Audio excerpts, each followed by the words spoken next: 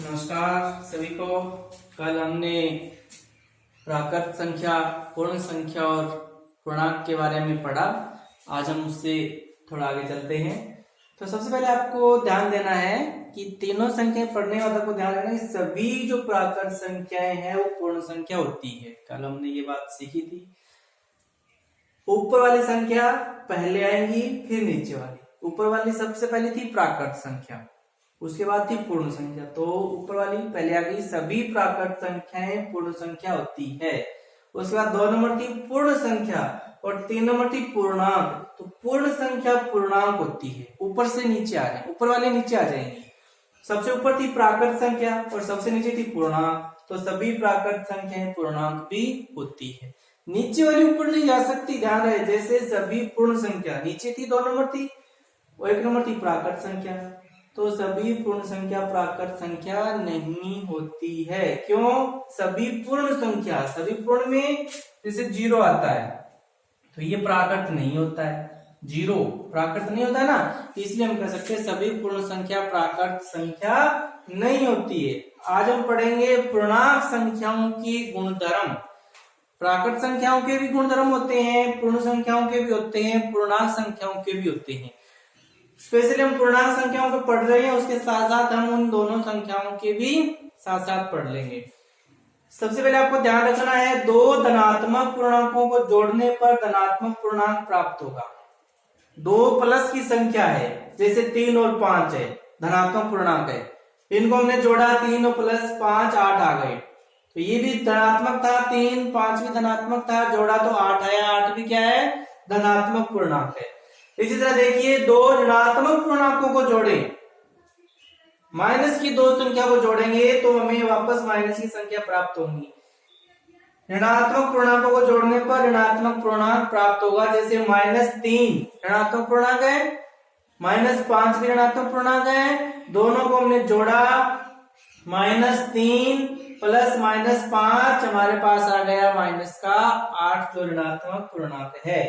ऋणात्मक पूर्णांकों को जोड़ने पर ऋणात्मक पूर्णांक ही प्राप्त होता है। जैसे मान लो आप किसी दुकानदार के पास 3 रुपए की वस्तु है, वो उधार लेके आते हैं, तो आपसे कितने रुपए मांगता है भी? 3 रुपए। 3 रुपए का ऋण चढ़ गया आपके ऊपर।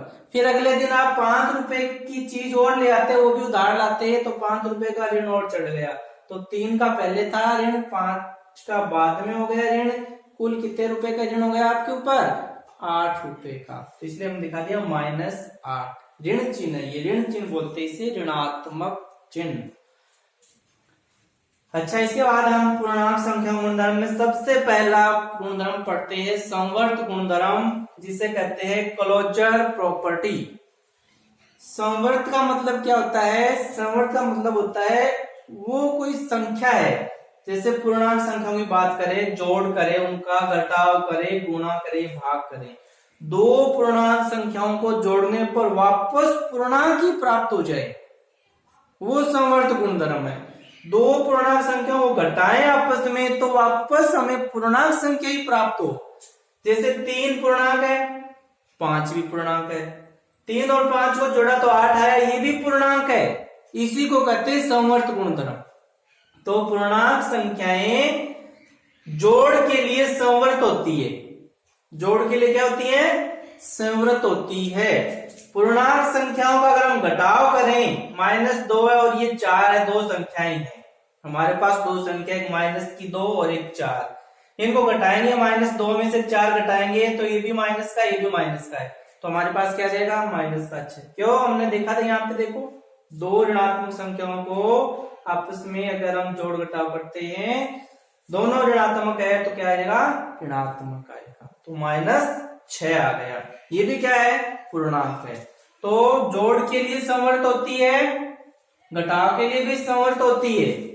क्यों? क्योंकि जोड़ों को जोड़ा तो वापस 2 पूर्णांकों को जोड़ा तो पूर्णांक ही आया, 2 पूर्णांकों को घटाया तो भी पूर्णांक आया। इसी को कहते हैं संवर्त गुणधर्म। क्लोज होना, वापस उसी के अंदर क्लोज हो जाना, उसी में शामिल हो जाना। पूर्णांक है तो पूर्णांक में ही शामिल हो जाना, वापस क्लोज हो जाना उसके अंदर, वो होता है संवर्त गुणधर्म।